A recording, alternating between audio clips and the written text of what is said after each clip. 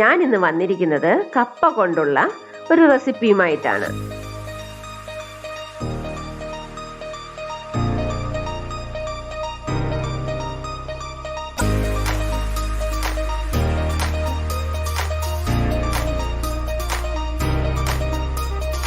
Hi friends, ഞാൻ മിനിയാണേ. PallaviEatsലേക്ക് സ്വാഗതം.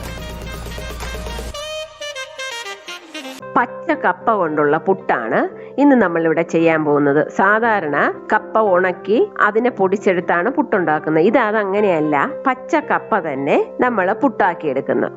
ഞാനിവിടെ കപ്പ പുട്ടിന്റെ ഫില്ലിങ്ങിന് വേണ്ടി ഒരു സ്പെഷ്യൽ സാധനമാണ് ഉപയോഗിക്കുന്നത്. അത് നിങ്ങൾക്ക് ലാസ്റ്റ് മനസ്സിലാവും എന്താണെന്ന്. അപ്പം നമുക്കിത് എങ്ങനെയാണ് ചെയ്യുന്നതെന്ന് നോക്കാം. ഇതിനാവശ്യമുള്ള സാധനങ്ങൾ: ഞാനിവിടെ 1 കിലോ കപ്പ തൊലി കളഞ്ഞ് വച്ചിട്ടുണ്ട്, ഉപ്പ്, തേങ്ങ, ഇത്രയേ ഉള്ളൂ. ആദ്യം നമുക്ക് കപ്പയെ ഗ്രേറ്റ് ചെയ്തെടുക്കാം. അതിനുവേണ്ടി നമുക്ക് ഗ്രേറ്ററിന്റെ ചെറിയ ഹോളാണ് യൂസ് ചെയ്യേണ്ടത്. ചെറിയ കഷ്ണങ്ങളായിരിക്കുമ്പം കപ്പ പെട്ടെന്ന് ആവിയിൽ വെന്ത് കിട്ടും. കണ്ട, ഇതുപോലെ ഗ്രേറ്റ് ചെയ്ത് കിട്ടണം. ബാക്കിയും കൂടെ ഞാൻ ഇതേപോലെ ഗ്രേറ്റ് ചെയ്തെടുക്കട്ടെ. അങ്ങനെ നമ്മുടെ കപ്പയെല്ലാം ഗ്രേറ്റ് ചെയ്തെടുത്തു. ഇനി നമുക്ക് ഇതിലേക്ക് കുറച്ച് വെള്ളം ഒഴിച്ച് ഇതിന്റെ സ്റ്റാർച്ച് കളയണം. ഞങ്ങളുടെ നാട്ടിൽ ഇതിനെ കപ്പയുടെ കട്ട് കളയണമെന്ന് പറയും. ഇതിനെ നന്നായിട്ട് വെള്ളത്തിലിട്ടൊന്ന് കഴുകിയിട്ട് ഇതുപോലെ അരിപ്പയിൽ ഒഴിച്ച് അത് അരിച്ചെടുക്കണം. ഇത് ഒരു പ്രാവശ്യം കൂടെ ഇതുപോലെ കഴുകിയെടുക്കണേ, അല്ലെങ്കിൽ നമ്മുടെ പുട്ടിന് ചെറിയൊരു കയ്പ് ഫീൽ ചെയ്യും. അങ്ങനെ നമുക്ക് കപ്പ 2 പ്രാവശ്യവും നന്നായിട്ട് കഴുകി പിഴിഞ്ഞെടുത്ത ശേഷം ഇതിലേക്ക് നമുക്ക് ആവശ്യത്തിന് ഉപ്പിടാം. ഉപ്പിട്ടതിന് ശേഷം ഇത് നന്നായിട്ട് മിക്സ് ചെയ്യണം. കാരണം കപ്പ ഏതാണ്ട് നനഞ്ഞതുപോലെ ഇരിക്കുകയാണ്, അതുകൊണ്ട് അവിടെ എവിടെയായിട്ട് ഉപ്പ് കിടക്കും. അതുകൊണ്ട് കൈകൊണ്ട് നന്നായിട്ട് മിക്സ് ചെയ്യണം.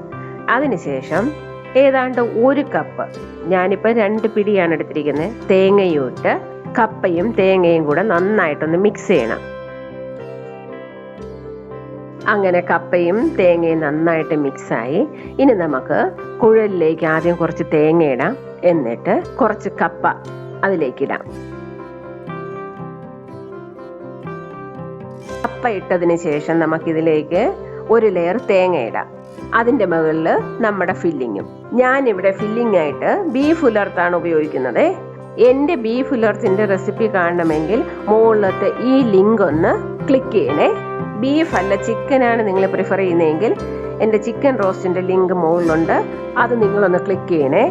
അല്ല, വെജിറ്റേറിയൻസ് ആണെങ്കിൽ ഫില്ലിങ്ങിന് പകരം അവിടെ തേങ്ങ ഉപയോഗിച്ചാൽ മതി. ഇനി ഇതിൻ്റെ മുകളിലേക്ക് നമുക്ക് ബാക്കിയുള്ള കപ്പയും ഇട്ട് അതിൻ്റെ മുകളിൽ കുറച്ച് തേങ്ങയും കൂടെ ഇട്ട് അടച്ച് നമുക്ക് ആവിയിൽ വേവിച്ചെടുക്കാം.